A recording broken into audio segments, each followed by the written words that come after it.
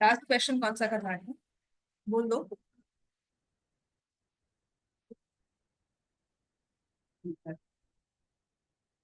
हाँ, x upon.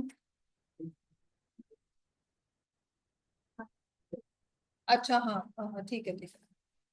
ये वाला समझ में आ गया था सबको।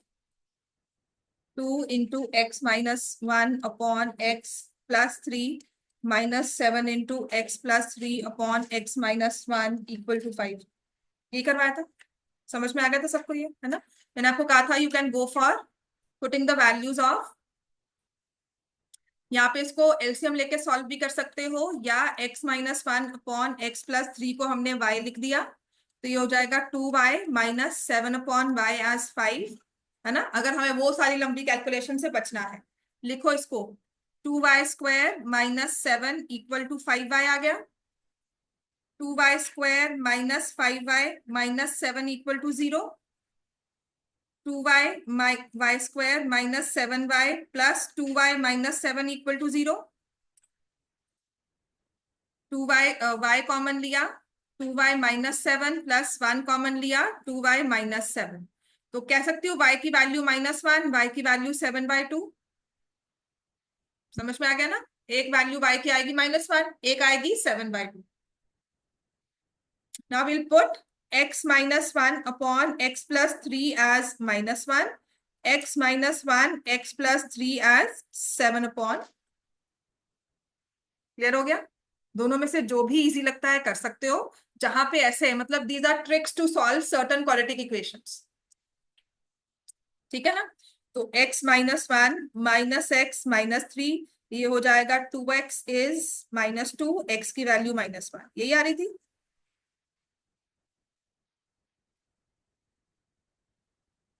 ठीक है। और यहां से अगर सॉल्व करोगे तो 2x -2, 7x +21, 5x = -23। x की वैल्यू -23/5, यही आया था कल।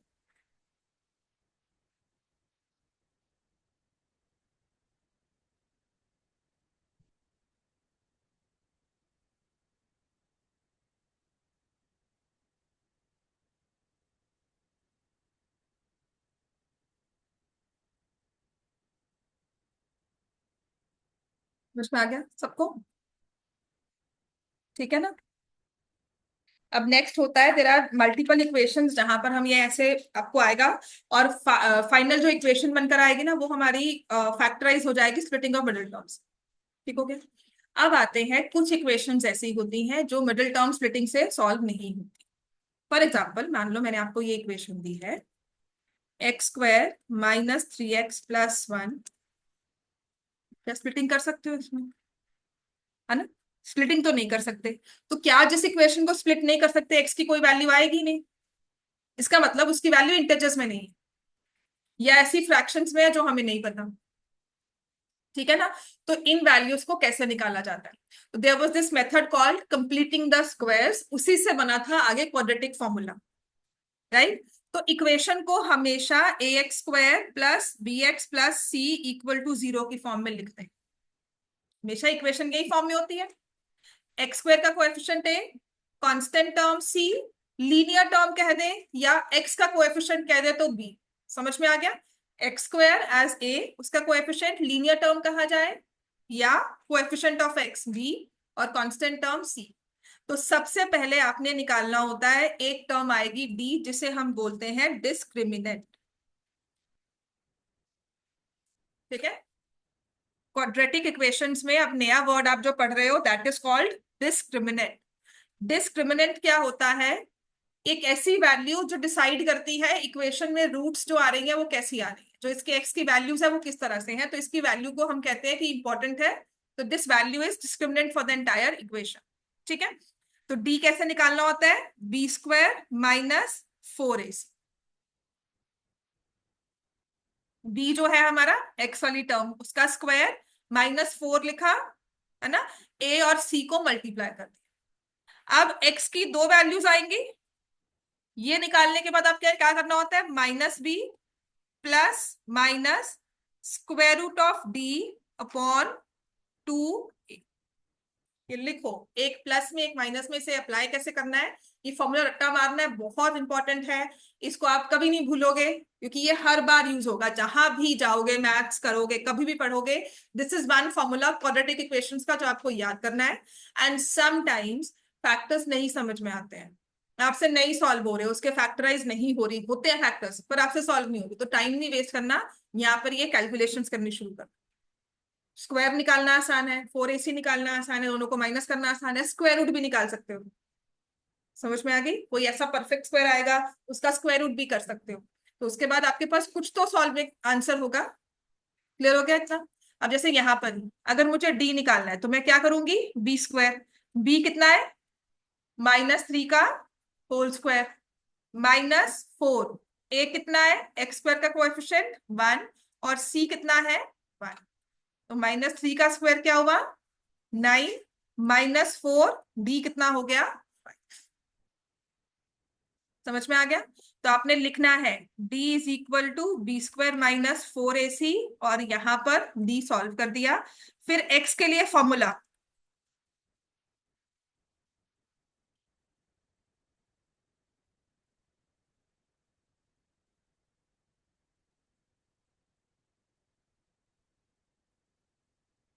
ठीक हो गया इतना। b कितना है -3, तो आपने लिखना है minus of -3 plus minus square root में आ जाएगा 5, और नीचे आ जाएगा 2 × 1, राइट। तो देखो क्या बन गया, -3 हो गया 3, plus minus square root of 5 divide by 2। तो एक x की वैल्यू आ गई जब आपने 3 में 5 ऐड किया, और एक x की वैल्यू आ गई जब आपने 3 में √5 सब्ट्रैक्ट किया, और दोनों को ही 2 से डिवाइड कर रहे हैं, तो दो वैल्यूज आ गई ना x की। अच्छा, ऐसे वाले नंबर्स को हम क्या बोलते हैं, 3 + √5/2। चैप्टर 1 में भी क्या था, इरैशनल नंबर्स, है ना। तो यहाँ पे जो हमारी रूट्स आई हैं वो है इरैशनल नंबर्स, ठीक है। और कोशिश करके भी हम इसके इंटेजर्स ऐसे इसको मिडिल टर्म स्प्लिट करके सॉल्व नहीं कर सकते थे। समझ में आ गया। कोशिश भी करें ना तब भी हम इसकी स्प्लिटिंग मतलब √5 को ऐड सब्ट्रैक्ट करके हमने करना है, हम नहीं कर पाएंगे। दूसरी चीज, आपकी सम ऑफ जीरोस या सम ऑफ रूट्स क्या होगा, यहाँ से 3 -b/a 3 होगा ना। तो इन दोनों को अगर ऐड करो देखो आप 3 आएगा। समझ में आ गया ना, है ना। और प्रोडक्ट करोगे तो 9 -√5 का स्क्वायर, a² - b² / 4, तो 4/4 1 ही आ गया। समझ में आ गया। सो this is following the conditions of splitting, कि आपका जो सम है वो इन दोनों का सम एज b/a होगा -b/a, और जो प्रोडक्ट है वो c/a। तो स्प्लिटिंग वाली कंडीशंस को फॉलो कर रहे हैं, लेकिन हम ऐसे नंबर्स को अपने आप से सोच नहीं सकते, तो फॉर्मूला मेथड से ही सॉल्व करते हैं। तो आपके पास ऐसी इक्वेशंस बहुत सारी होंगी जहां पर आपको रूट्स नहीं निकल रहे, ठीक है, तो आपने फॉर्मूला लगाना है और सॉल्व करना है। क्लियर हो गया। और जिसमें फैक्टराइज होता है, स्प्लिटिंग होती है लेकिन समझ नहीं आ रहा, टाइम वेस्ट मत करो, स्टार्ट विद द फॉर्मूला। जैसे मान लो हमारे पास है 2x² - 3x + 7 = 0, तो सबसे पहले हमने निकालना है d, which is b² - 4a। b कितना है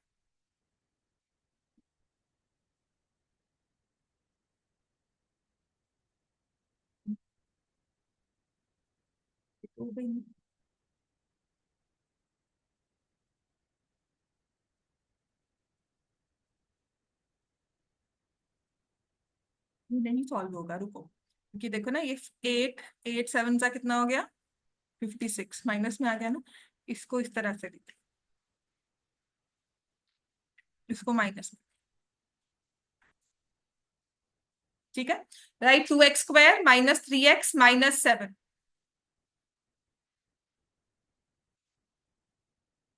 समझ में आ गया। Don't write +7, right -7। +7 से ना जो सॉल्विंग है वो मैं बाद में करवाऊंगी, वो हमारा नेक्स्ट टॉपिक भी है, ठीक है। पर अभी फिलहाल हम इसको सॉल्व करके इक्वेशंस करेंगे पहले तो।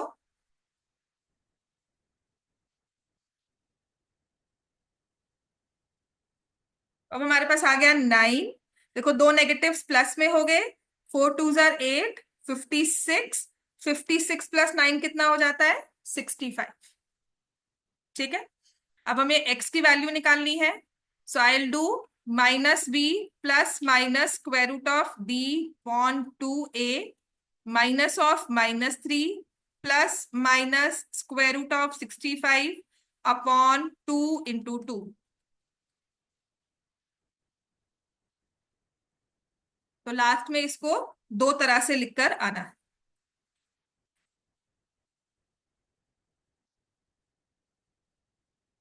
समझ में आ गया बच्चों सबको?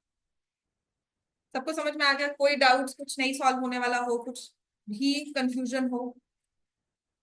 अग्रीड सब, एवरीवन? राइट, अब नेक्स्ट लिखो। We have 2x² plus x -4 = 0। तो जो भी पॉलिनोमियल स्प्लिट नहीं हो रहा ना, जिसमें रूट्स निकालने को कहा है, जीरोस निकालने को कहा है, वो इस मेथड से सॉल्व कर सकते हो।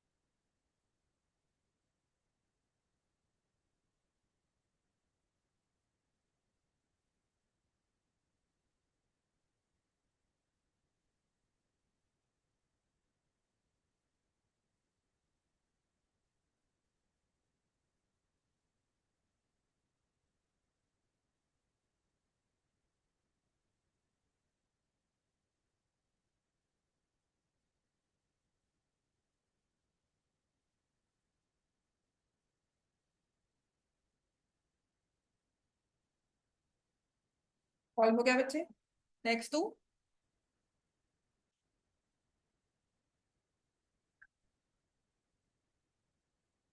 तो हमारे पास नेक्स्ट है, मान लो कुछ ऐसा दिया हो, 1/x+1 plus 2/x+2, 4/x+4।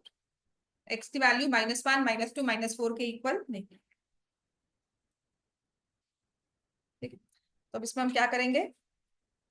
LCM ले लेंगे।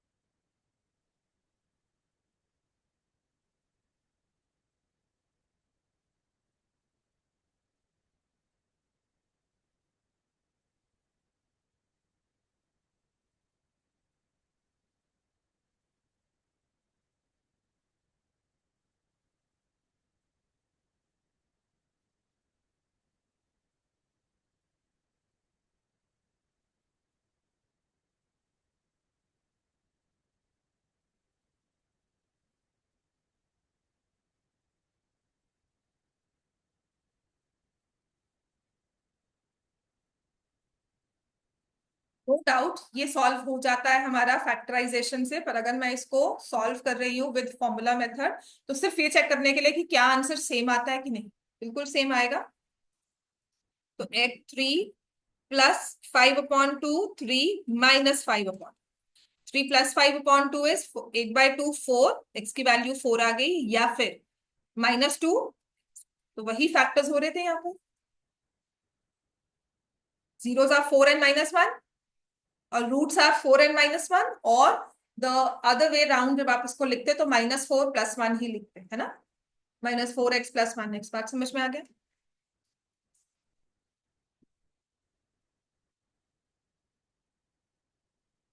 ठीक है, और क्वेश्चन दो आप। अब वही दूंगे जो शायद सॉल्व होना, जिनके फैक्टर्स इजीली नहीं बन रहे, मतलब जिसकी स्प्लिटिंग नहीं हो रही है। Done everyone? फॉर्मूला समझ में आ गया, याद रहेगा ये? ठीक है, आपके चैप्टर ना हर एक पेज के ऊपर लिख लो ये फॉर्मूला। जब भी सॉल्व कर रहे हो ना, जब भी चैप्टर कर रहे हो, अभी अभी फिलहाल आपको फॉर्मूला नहीं याद हो रहा है, so whenever you are sitting in the class, on the top of the page write this formula. ठीक है, तो जहां पर भी मैं क्वेश्चन सॉल्व करा रही हूँ, फॉर्मूला बिल्कुल आपके सामने है।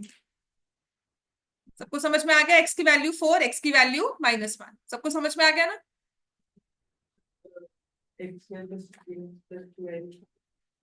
12 क्यों? हम्म, हाँ, क्या हुआ इसमें? मैं ना पता क्या करती हूँ, मुझे आदत है कि जहां पे x² ना माइनस में ना आए, मैं उस तरफ से टर्म शिफ्ट करती हूँ। तो instead of shifting it here, मैं इन सबको यहाँ ले गई, तो यहाँ पे लेफ्ट हैंड साइड में 0 कर दिया। मेरी कोशिश होती है कि जहां पर आपका लीडिंग कोएफिशिएंट है ना, x² है, वो नेगेटिव ना हो, कि वो एक्स्ट्रा स्टेप है। So I take those terms which will make my, मतलब मुझे अरेंजमेंट दोबारा ना माइनस कॉमन लेना पड़े इसमें दोबारा से। मैंने क्या किया, x² 3x² को यहाँ लेके -15x कर दिया और -12। समझ में आ गई बात? आप आमतौर पे क्या करते हैं, 3x² -4x², खाम का 2 स्टेप्स हो जाते हैं, है ना।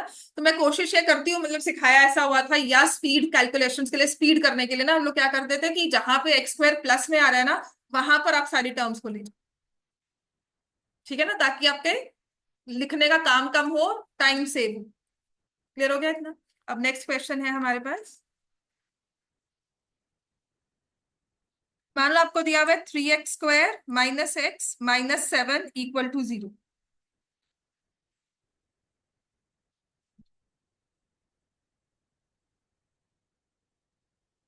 के बाद ना बुक से काम करना शुरू कर देंगे।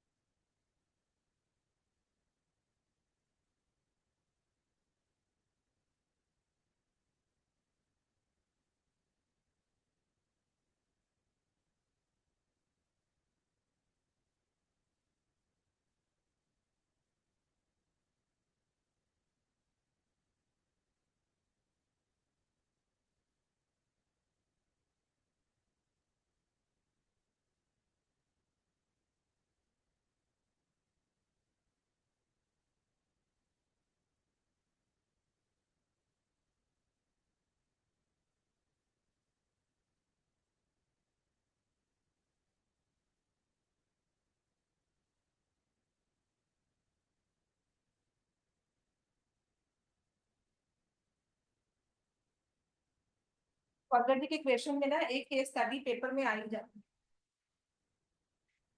ठीक है, अपस्ट्रीम डाउनस्ट्रीम भी आएगा इसमें, फिर वही सेम क्वेश्चंस अपस्ट्रीम डाउनस्ट्रीम के जो आपने लीनियर इक्वेशंस में किए थे, वही इनमें भी रिपीट होंगे। लीनियर इक्वेशंस में अपस्ट्रीम डाउनस्ट्रीम आए ना आए, लेकिन इसमें जरूर आए। समझ में आ गया? और जो क्वेश्चंस टाइम स्पीड डिस्टेंस के हमने अपस्ट्रीम डाउनस्ट्रीम में किए थे, यहाँ पर भी होंगे।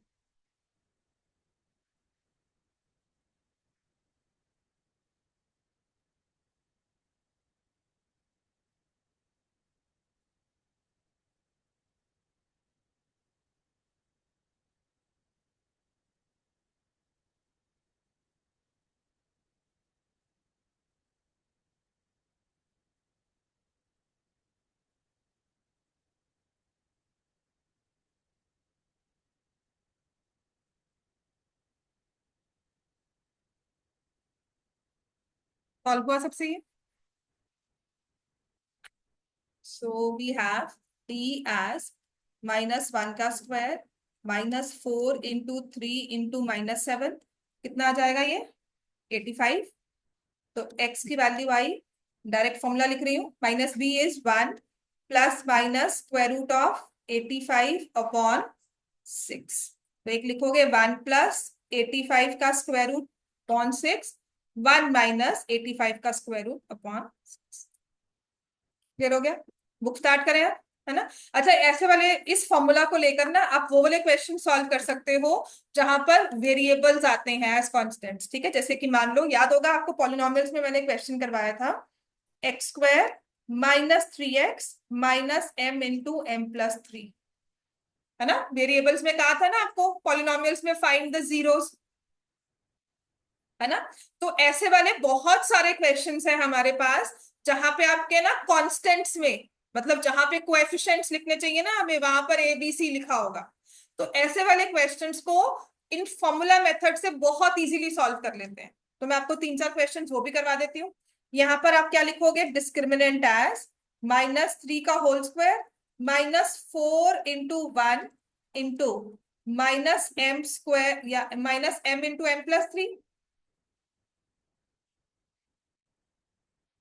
ये आ जाएगा ना? 3 का स्क्वायर क्या होता है? -3 का भी 9। ये दो नेगेटिव्स प्लस हो गए,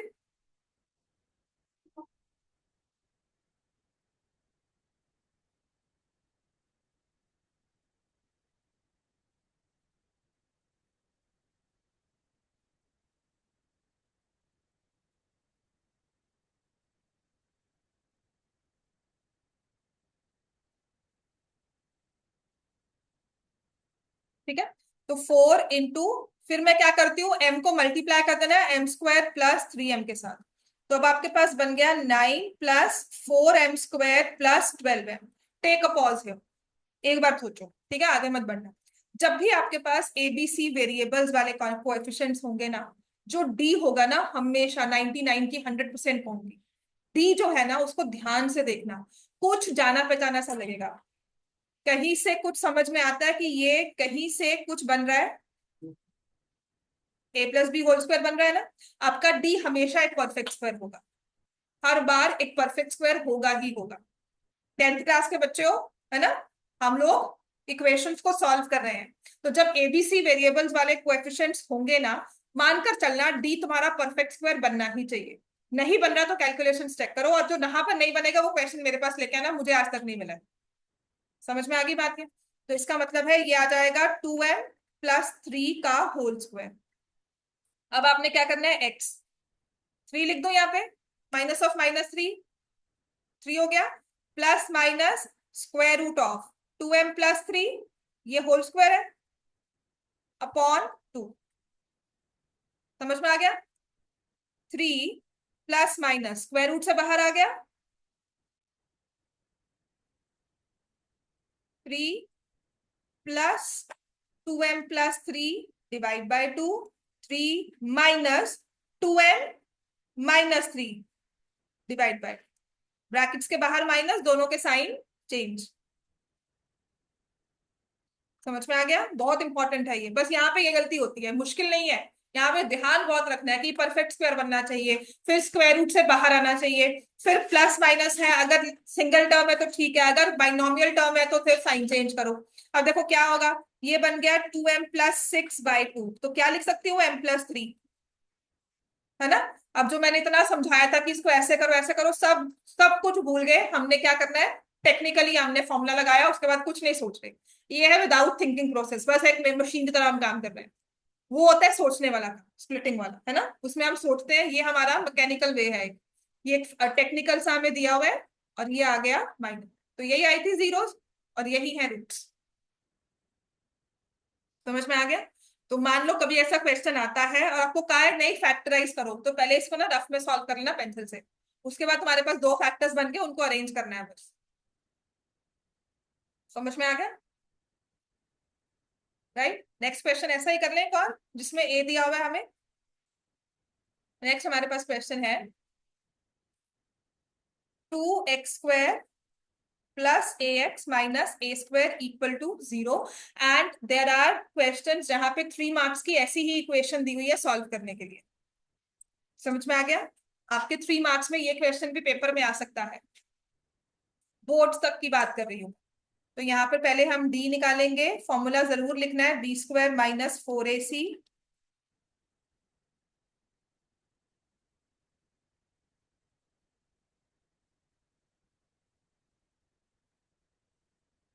आ गया ना 9a स्क्वायर, कितना अच्छा था, है ना। ये भी परफेक्ट स्क्वायर है, हमेशा होगा। डी आ गया सबके पास। अब एक्स की वैल्यू आप निकालोगे, यहाँ पर भी फॉर्मूला लिखना बहुत जरूरी है। अच्छा, many times you will see, यहाँ पर ना बी स्क्वायर माइनस 4ac ही, मुझे भी ऐसे ही लिखवाया हुआ था, यहाँ पे डी नहीं लिखवाते थे, यहाँ लिखते थे बी स्क्वायर माइनस 4ac। तो मैंने अलग से डी नहीं सॉल्व किया कभी भी, इसको लिखा है, पर उससे क्या लिखने का वे बहुत है, मतलब जो ये 4 स्टेप्स है वो आप माइनस बी प्लस माइनस फिर उसके साथ करते जा रहे हो। तो स्प्लिटिंग के लिए मैं थोड़ा सा इजी किया कि y2 carry this again and again, आप पहले डी सॉल्व करो फिर उसकी वैल्यू को यहाँ, minus a plus minus square root of 9a square upon 2 into 2 4।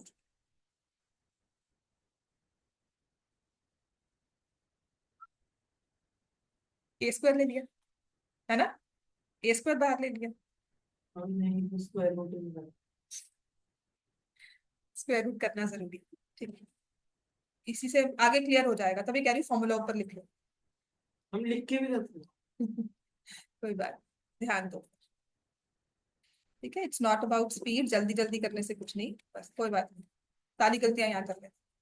2a/4 minus 4a/4, so this is 1/2 of A and minus a/-a, तो आपके पास दो जीरोस ही आ गए, ठीक हो गया। नेक्स्ट क्वेश्चन दूंगा, करें सर, नेक्स्ट लिखो। अब ऐसे वाले क्वेश्चन होंगे ना, बहुत इजीली सॉल्व हो जाएंगे, जिसमें लिखा है x square plus x minus a plus 2। और अगर आपने वेरिएबल्स वाले क्वेश्चन कर लिए ना, सीरियसली कह रही हूँ, तो नंबर्स वाले क्वेश्चन तो वैसे ही डी मेथड से हो जाएंगे।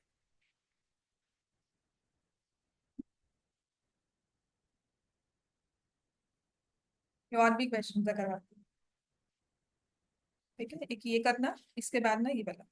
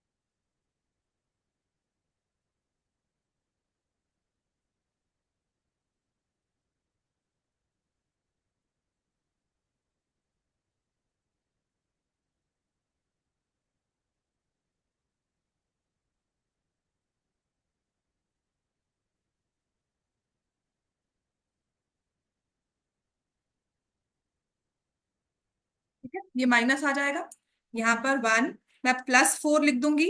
अच्छा ये चीज ना अभी बहुत ध्यान रखने वाली चीज है, मैं क्यों करवा रही हूँ, आगे ना हम आगे नेचर ऑफ रूट्स का एक टॉपिक करेंगे, तो वहां पर ना पहले इनको मल्टीप्लाई करना।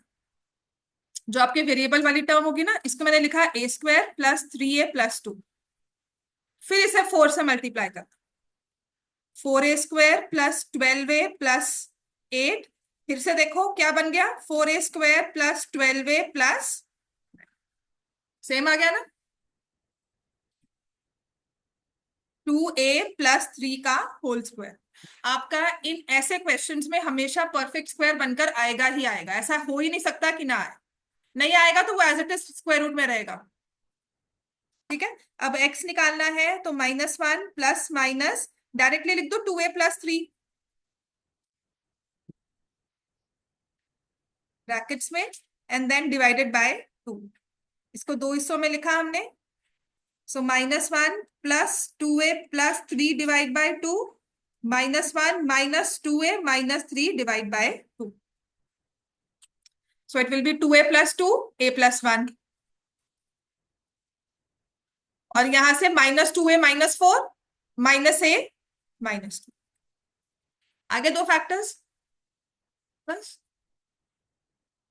समझ में आ गए, दो जीरोस, दो रूट्स हमारे पास आ गए। ये जो कैलकुलेशंस हम कर रहे हैं ना डी की, ये हमारे लिए आगे भी यूजफुल है।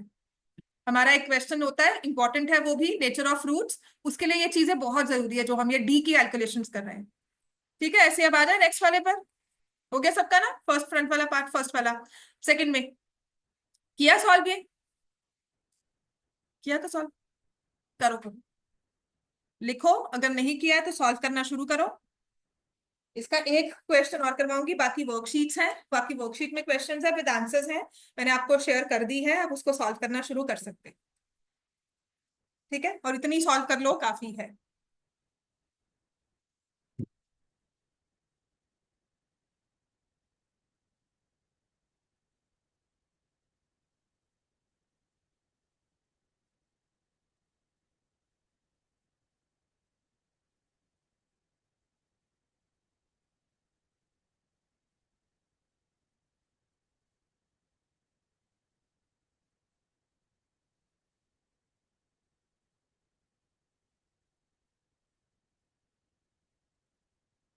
इससे परफेक्ट स्क्वायर बनकर आया है ना, या सिंगल टर्म आएगी या परफेक्ट स्क्वायर बनकर आएगा ही आएगा, राइट।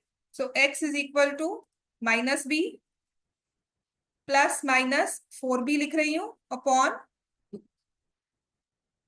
डायरेक्टली स्क्वायर रूट लिख लिया, वो स्टेप मिस मत करना, वो लिखना बहुत जरूरी है, पेपर में एक ही क्वेश्चन करोगे है ना, आराम से अच्छे से करना। तो x is equal to a + b divide by a + 2b होगा, 2a + 4b। ठीक है, तो ये आ जाएगा a + 2b, और या 2a - 4b, ये हो जाएगा a - x की दो वैल्यूज हमारे पास।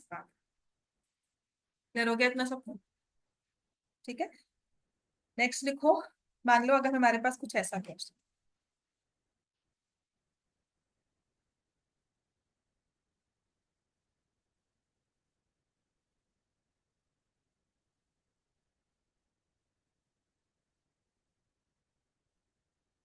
एक और करेंगे, ये डिफिकल्ट लेवल वाला क्वेश्चन है मेरे हिसाब से।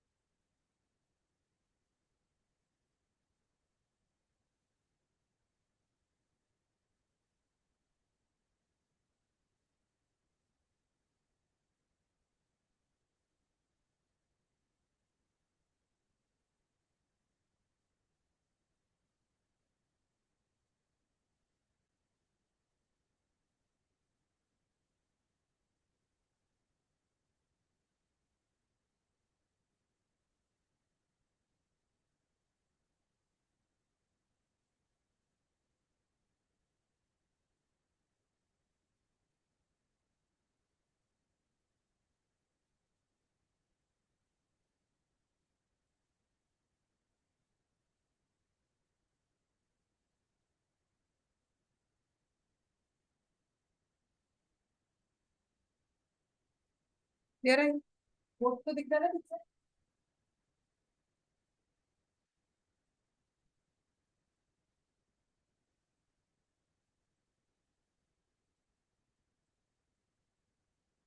हाँ, दूसरा वाला तो है, करवाती हूँ, मतलब पहले वाला हो गया, सबका हो गया सॉल्व।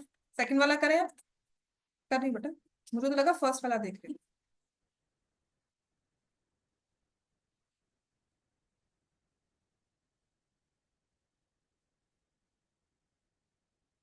फर्स्ट वाला सबका हो गया, a-2 -a -4, ठीक है। चलो अब सेकंड वाले पे आ जाओ।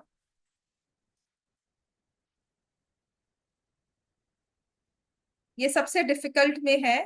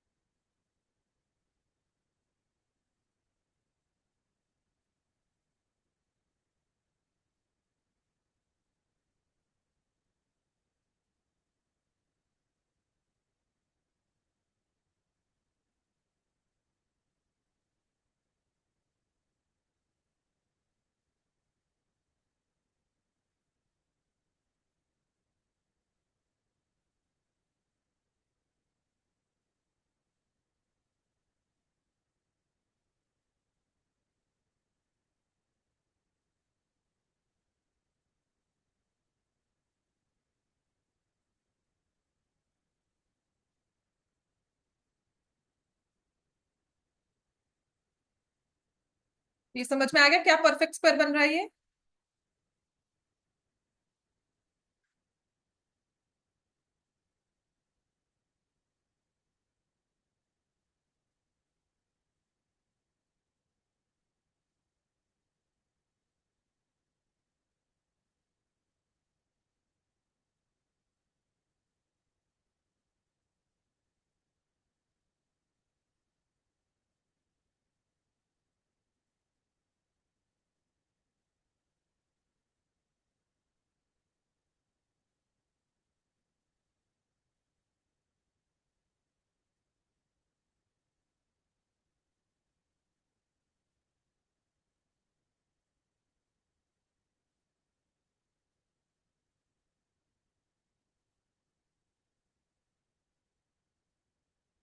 जितने भी आपने ए बी वाले क्वेश्चंस किए ना, सच में कह रही हूँ किसी में भी ऐसा नहीं होगा कि परफेक्ट स्क्वायर डी बनकर नहीं आ रहा।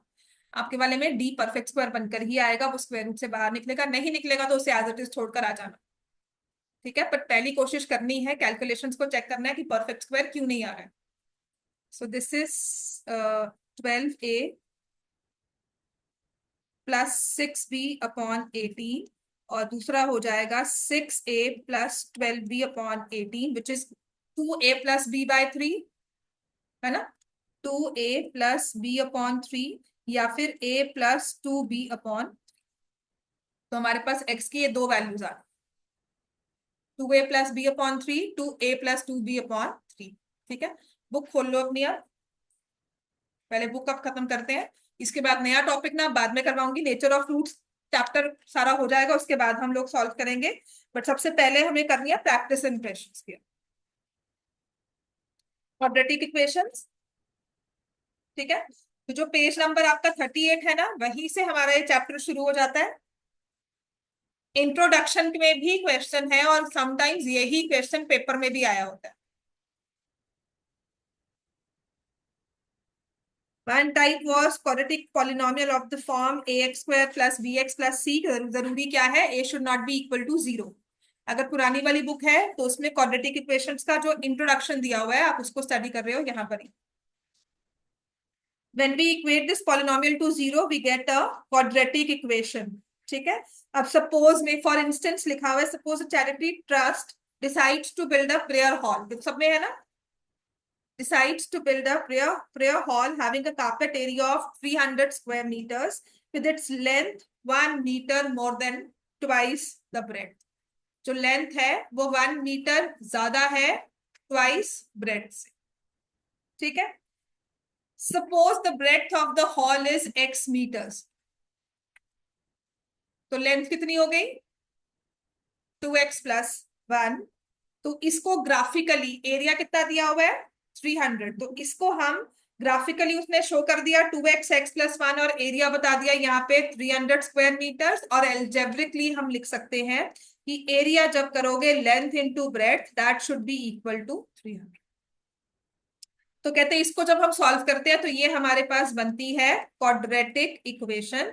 अच्छा, लास्ट के 5 मिनट में ना एक टॉपिक और करवाऊंगी जिसमें होता है which of the following are quadratic equations. ये भी क्वेश्चन पेपर में एमसीक्यू फॉर्म में आ जाता है ना। जैसे 9th क्लास में करते थे ना which of the following are polynomials, ऐसे ही यहाँ पर भी 2x square plus x minus 300, इसको सॉल्व करना है, कर सकते हैं, इसको सॉल्व करो, है ना।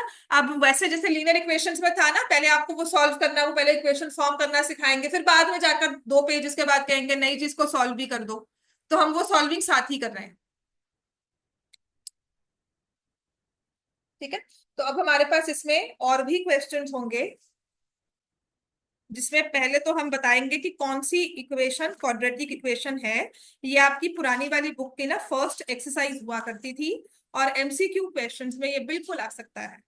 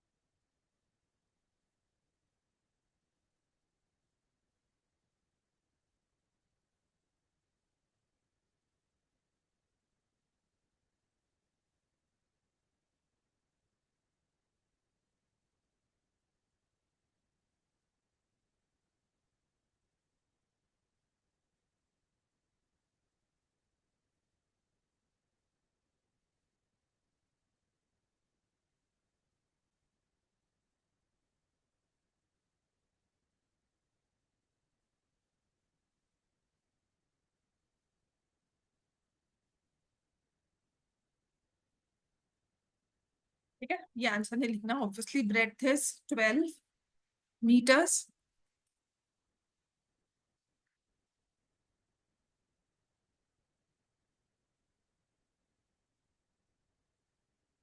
आ गया, समझ में आ गया सबको ये।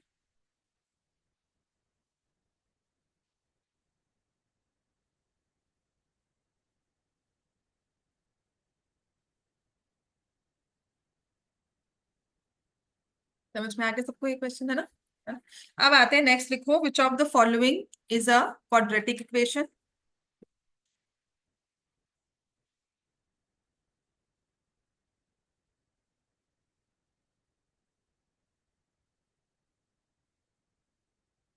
तो मतलब जब कहा जाता है ना कि a x square plus b x plus c equal to 0 is a quadratic equation और अ क्वाड्रेटिक पॉलिनोमियल, तो जरूरी चीज क्या होती है, a should not be equal to 0। Quadratic का है ना, तो सबसे जरूरी चीज क्या है, शेप कैसी होगी वो बाद की बात है। अगर आपने ए को ही 0 कर दिया तो जो हमारा पर्पस है, जो उसकी आइडेंटिटी है, उसको ही खत्म कर दिया। सो कभी भी हमारे पास कोएफिशिएंट ऑफ एक्स स्क्वायर 0 आता है, उसको आप रिजेक्ट करोगे। ठीक है, या कोई ऐसी वैल्यू जो कोएफिशिएंट ऑफ एक्स स्क्वायर 0 कर दे। तो यहां पर भी क्वाड्रेटिक इक्वेशन है या नहीं वो डिपेंड करता है एक्स स्क्वायर की टर्म एग्जिस्ट करती है कि नहीं।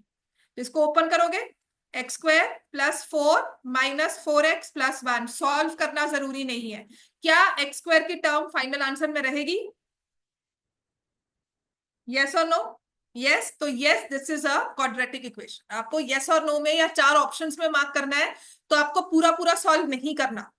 आपको सिर्फ इतना बताना है कि एक्स स्क्वायर की टर्म, इतना नोट करना है कि एक्स स्क्वायर की टर्म हमारे पास रहती है या नहीं। तो जैसे सेकंड है x into x plus 1 plus 8 is equal to x plus 2 into x minus 2।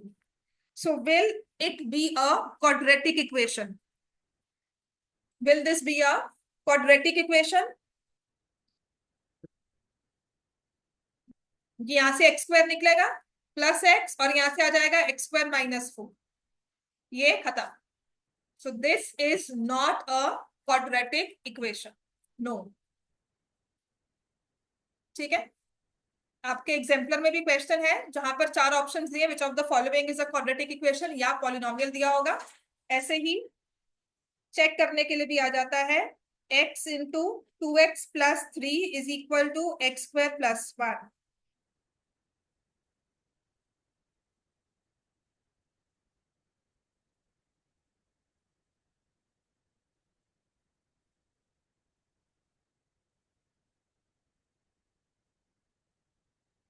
इसलिए कहा था क्योंकि वो फर्स्ट पेज है, उसके आगे दो पेजेस के बाद लिख, क्योंकि वो पहले में वही लिखा हुआ है सॉल्व। अब तो पेपर में तुम्हें सॉल्व नहीं करने को कहेंगे, तुम्हें ये नहीं कहेंगे फाइंड द एक्सप्रेशन, तुम्हें कहेंगे सॉल्व। वो सॉल्व भी करना है। जहां पे आप इक्वेशन तक तो पहुंचो ना, उसके बाद सॉल्विंग तो हो ही जाए। ठीक है, वहां इसलिए छोड़ा क्योंकि वो सॉल्विंग उसने एक्सप्रेस करने को ही कहा। So ma'am is going book by book, है ना। और उसने वो क्वेश्चंस मैम ने वो छोड़ दिया जो आपके एक्सरसाइज 1 में डिलीट हो गए, मैं वो भी करवाऊंगी आपको। तो उसमें यही लिखा हुआ है, देखो उसने दो पेजेस के बाद जाकर ना इसमें कहा था कि for this particular two questions solve, है ना। जैसे ये एग्जांपल नंबर 6 आपके पुरानी वाली बुक का है, नई वाली बुक में कहीं ना कहीं लिखा होगा।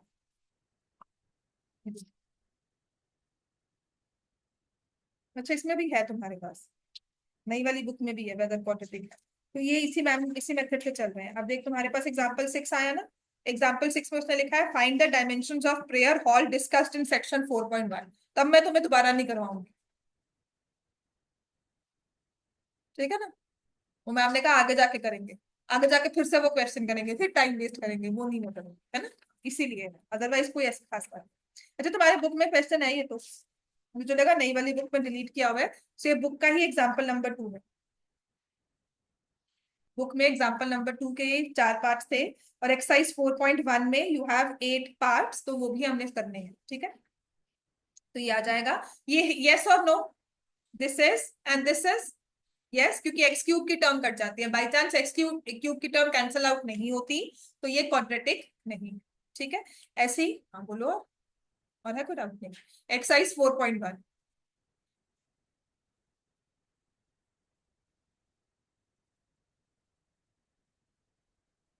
फर्स्ट क्वेश्चन देखो लिखा हुआ है, check whether the following are quadratic equations. तो ये चेक कर लोगे, कर ले क्लास में क्वेश्चन, है ना, कर ही ले। एक्स प्लस 1 का होल स्क्वायर,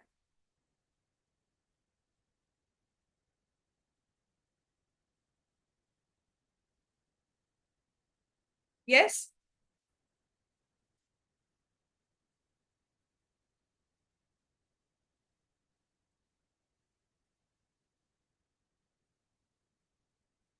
यस और नो?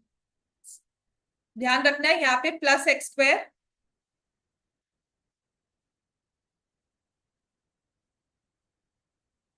-6 प्लस 2x हो जाता है, तो yes this is also a quadratic equation. x minus 2 into x plus 1, x minus 1 into x plus 3, yes और no? Fourth part, yes. Fifth part, yes.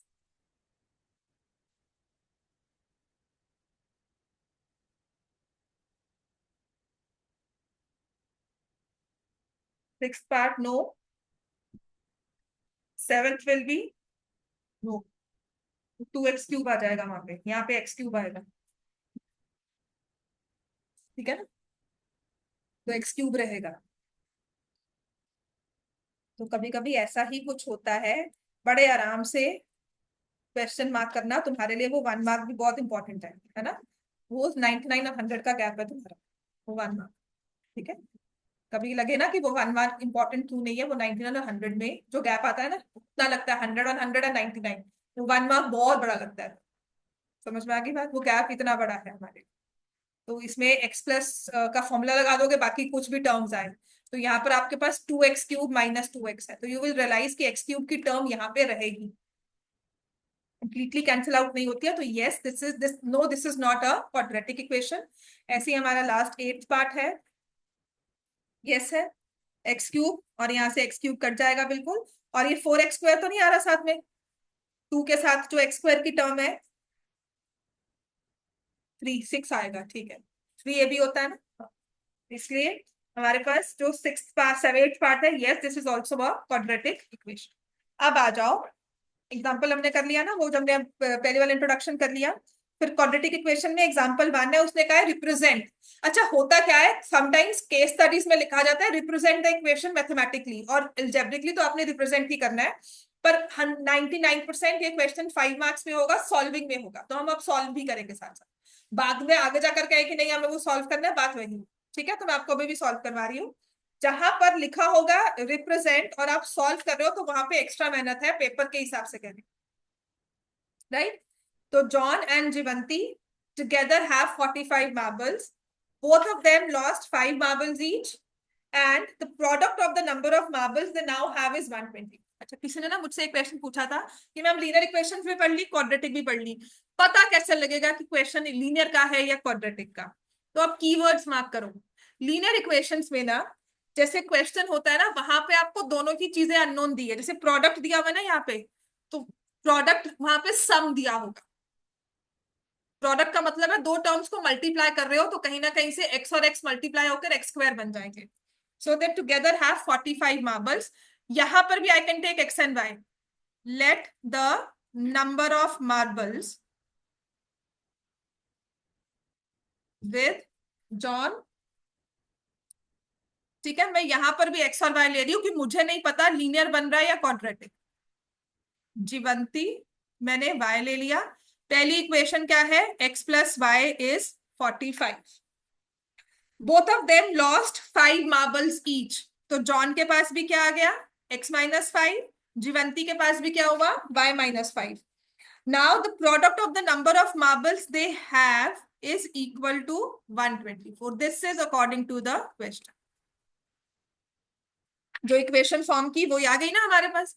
तो अब हमें क्या करना है, x की वैल्यू या y की वैल्यू को लिख दो, 45 माइनस एक्स, सो x-5, 45 माइनस एक्स माइनस 5। ठीक है, नहीं पता ना लीनियर में बन रहा है या क्वाड्रेटिक में बन रहा है, आपने एक्स एंड वाई सॉल्व कर लिया। एक्स एंड वाई सॉल्व करने के बाद जहां वाई है आपने सब्स्टिट्यूट करना है। अब ये प्रोडक्ट में सब्स्टिट्यूट होगा, तो बिल्कुल कर सकते हैं। ठीक है, ये आ गया x-5, 40 माइनस एक्स इज 124। अब इसको सॉल्व कर लो। So I give 40x minus 200 minus x square plus 5x minus 124 equal to 0. अब अरेंज कर लिया, minus x square plus 45x minus 324 equal to 0, minus common ले लिया, x square minus 45x plus 324 equal to 0, है ना। अब जाकर बाद में भी तो फैक्टराइज करना ही है ना, यहाँ इक्वेशन बनी हुई है, यहाँ फैक्टराइज कर लो।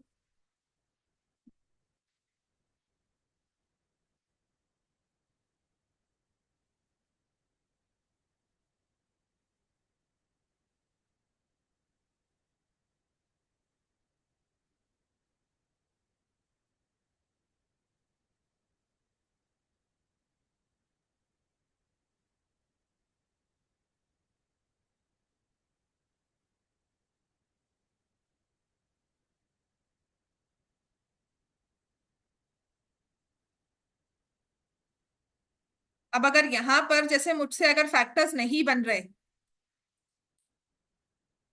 ठीक है ना,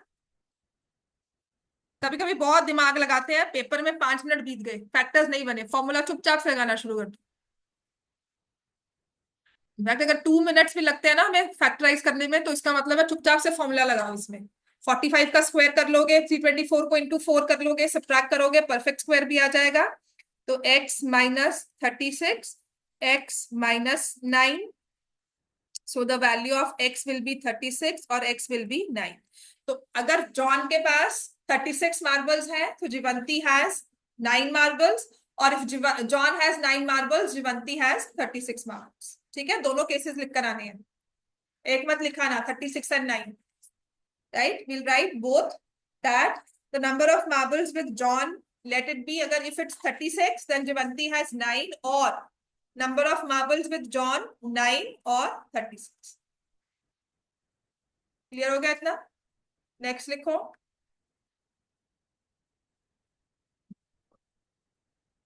सेकंड क्वेश्चन है, कल ही करेंगे, 2 मिनट रह गए, हो जाएगा, कर ही लो, चलो हो जाएगा। A cottage industry produces a certain number of toys in a day, ये इंपॉर्टेंट भी है, पेपर में आया भी हुआ है। A cottage industry produces a certain number of toys in a day. The cost of production of each toy in rupees was found to be 55 minus the number of toys produced in that day. Let the number of toys produced in a day equal to x. Therefore, cost of production, उतने toys की cost of production क्या है? 55 minus the number of toys produced in that day.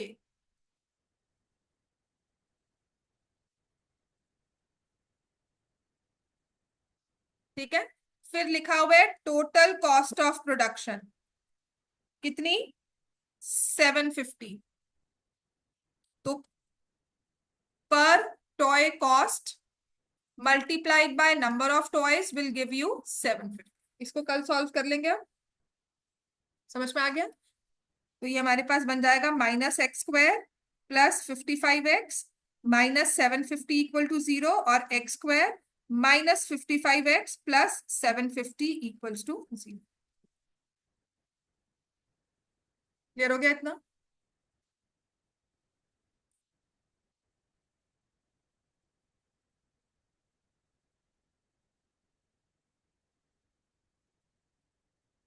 ठीक है, बाकी कल solve कर लेंगे इसको।